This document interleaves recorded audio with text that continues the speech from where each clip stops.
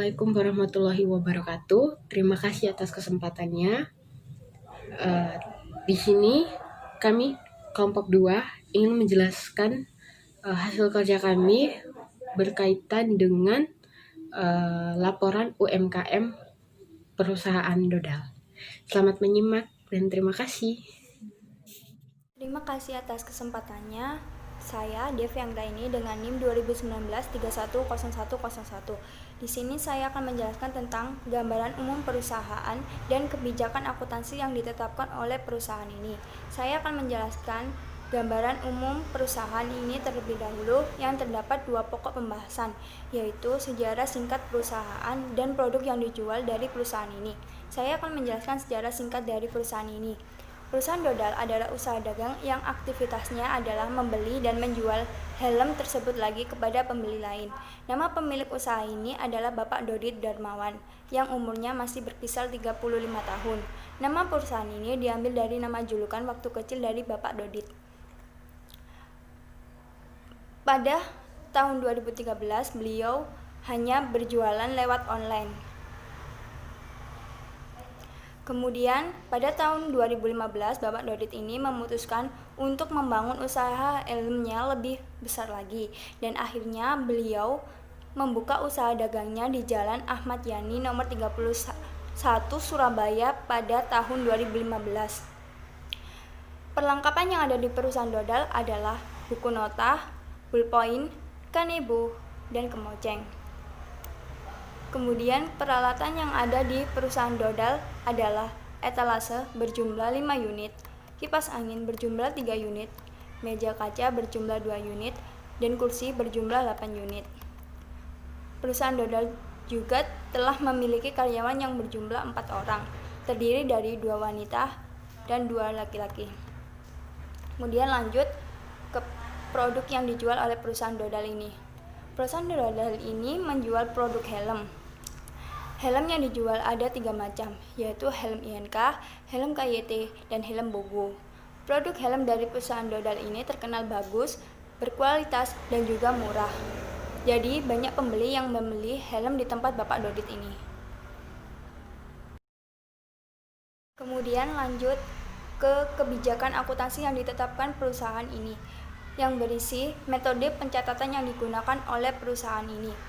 Perusahaan Dodal yang berada di Jalan Ahmad Yani nomor 31 Surabaya merupakan perusahaan yang menjual helm. Pastinya banyak transaksi-transaksi yang dilakukan oleh perusahaan Dodal ini, dan pastinya memerlukan metode pencatatan untuk mencatat transaksi tersebut. Metode pencatatan yang digunakan oleh perusahaan ini adalah metode pencatatan perpetual. Kemudian di perusahaan ini menggunakan metode FIFO untuk mengecek nilai persediaan barang dagang. Karena menurut perusahaan Dodal, metode ini menyajikan nilai persediaan dagang lebih relevan dibanding metode yang lainnya. Dan perusahaan Dodal juga menggunakan metode garis lurus untuk menghitung penyusutan dari perusahaan tersebut. Di perusahaan Dodal ini juga ada pencadangan piutang yang dicatat menggunakan metode cadangan atau allowance method. Baik, selanjutnya akan dilanjutkan oleh rekan saya. Assalamualaikum warahmatullahi wabarakatuh. Perkenalkan, nama saya Kabukti Negara dengan NIM 2019-310191. Saya akan menjelaskan tentang perusahaan Dodal neraca saldo awal per 30 April. Per 30 April, perusahaan Dodal memiliki kas sebesar Rp15.500, memiliki piutang dagang sebesar Rp10.100, persediaan barang dagang sebesar Rp12.500, peralatan sebesar Rp16.882.500, akumulasi depresi peralatan Rp93.681, perlengkapan sebesar Rp50.000, gedung sebesar Rp75 juta, akumulasi depresi gedung sebesar Rp26.666.667, tanah sebesar Rp125 juta, utang dagang sebesar Rp17 juta, utang bank sebesar Rp22 juta, dan modal Bapak Dodit sebesar Rp180.282.152 Lalu bab 4 transaksi yang terjadi di bulan Mei.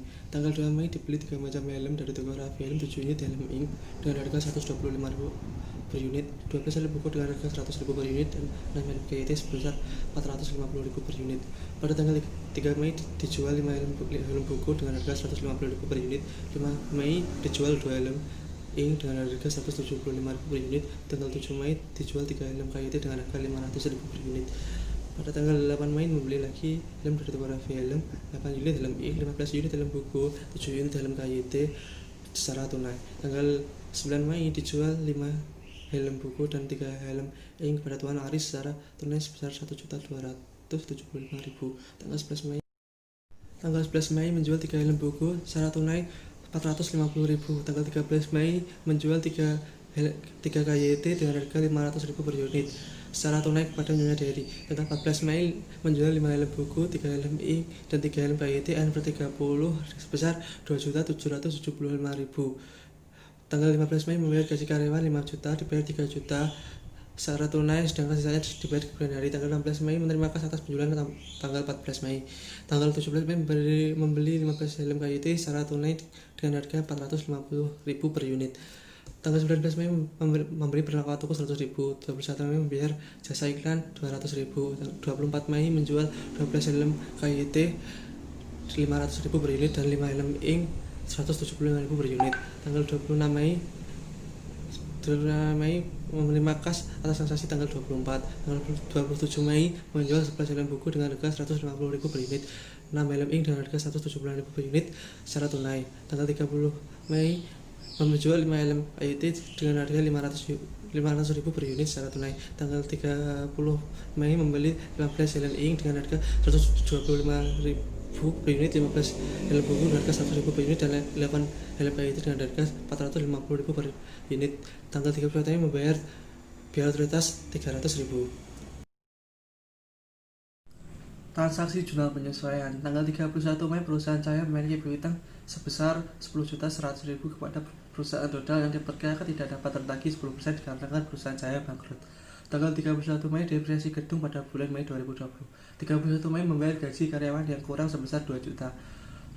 Tanggal 31 Mei perlengkapan yang tersisa Rp50.000. Tanggal 31 Mei penyusutan peralatan pada bulan Mei 2020.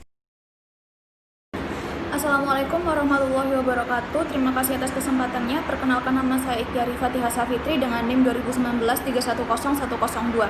Kali ini saya akan melanjutkan penjelasan dari rekan saya dan saya akan menjelaskan tentang jurnal umum, jurnal penyesuaian, dan buku besar. Nah, pada jurnal umum ini sudah dimasukkan sesuai transaksi yang sebelumnya dijelaskan oleh rekan saya, dan totalnya ketemu Rp77.050.000 dan sudah balance debit dan kreditnya. Selanjutnya saya akan menjelaskan tentang jurnal penyesuaian.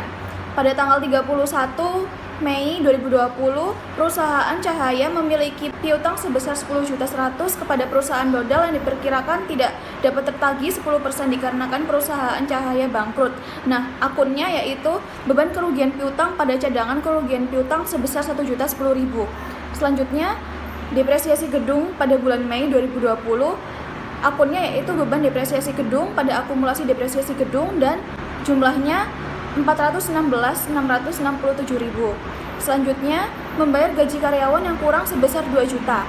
Akunnya yaitu utang gaji pada kas sebesar Rp2 juta. Selanjutnya, perlengkapan yang tersisa sebesar Rp50.000. Dan akunnya beban perlengkapan pada perlengkapan sebesar Rp100.000. Dan yang terakhir yaitu penyusutan peralatan pada bulan Mei 2020.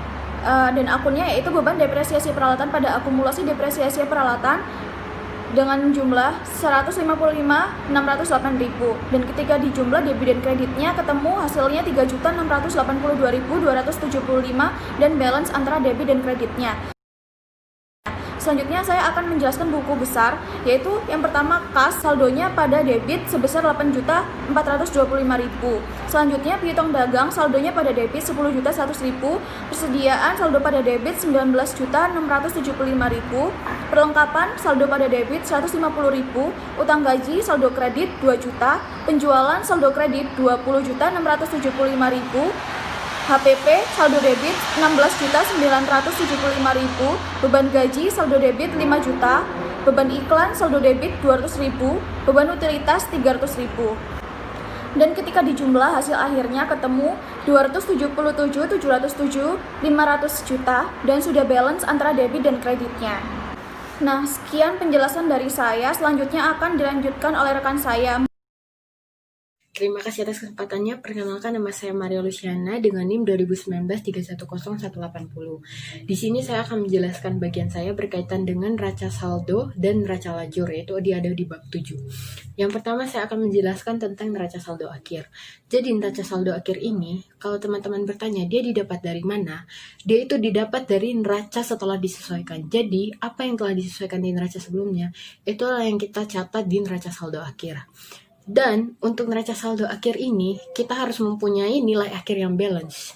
Jadi bila tidak balance, berarti ada salah satu akun yang kurang atau memang ada sedikit kesalahan. Dan di sini untuk neraca saldo akhir sendiri, dari perusahaan yang kami kerjakan atau perusahaan UMKM ini sendiri, hasilnya antara debit dan kreditnya sudah balance ya teman-teman, dengan total akhirnya itu sebesar 253.132.500. Begitupun juga di kreditnya.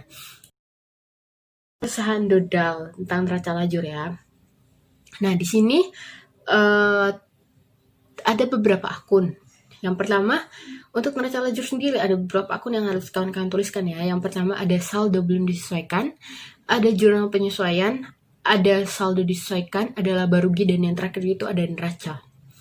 Dan teman-teman, untuk yang nama akun sendiri itu yang teman-teman catatkan di akun itu yaitu akun yang sudah ada sebelumnya ya, yang kawan-kawan catatkan.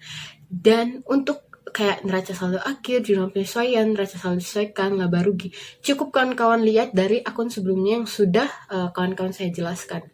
Dan angkanya pun tidak beda jauh. Jadi apa yang kawan-kawan tuliskan neraca saldo, silakan masukkan di dalam daftar neraca lajur. Dan untuk hasilnya pun juga harus balance. Dia sama seperti neraca akhir. Neraca lajur ini juga hasil akhirnya harus balance, total akhirnya juga harus balance. Jadi di sini kami sudah mendapatkan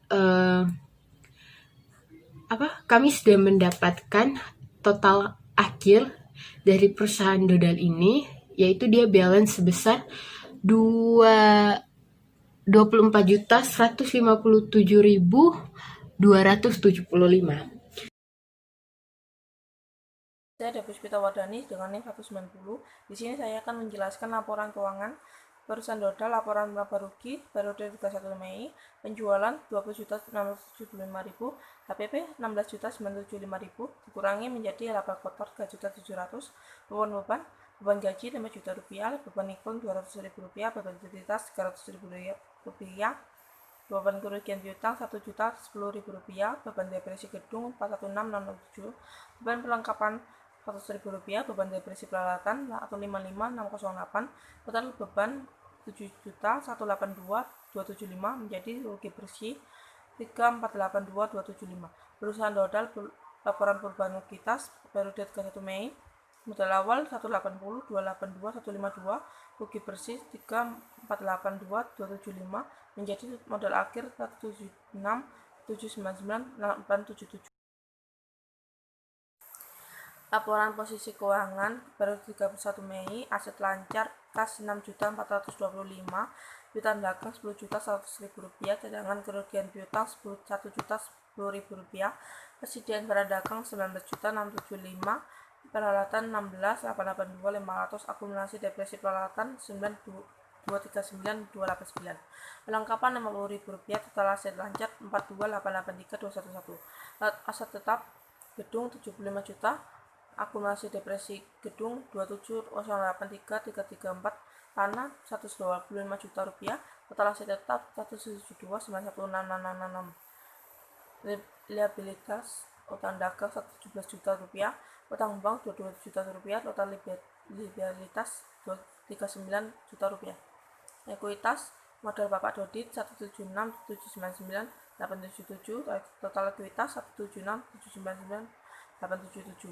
Total aset lancar tetap sama total liabilitas ekuitas 215.799.877.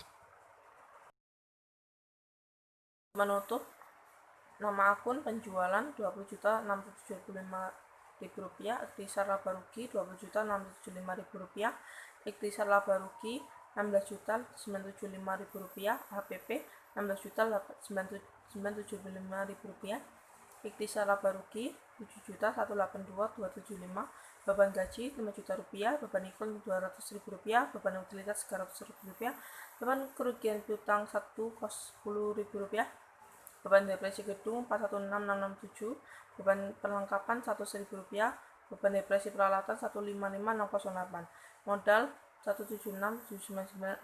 176.799.877, ikhtisar laba rugi 179.799.877, total 221.632.152. Terima kasih.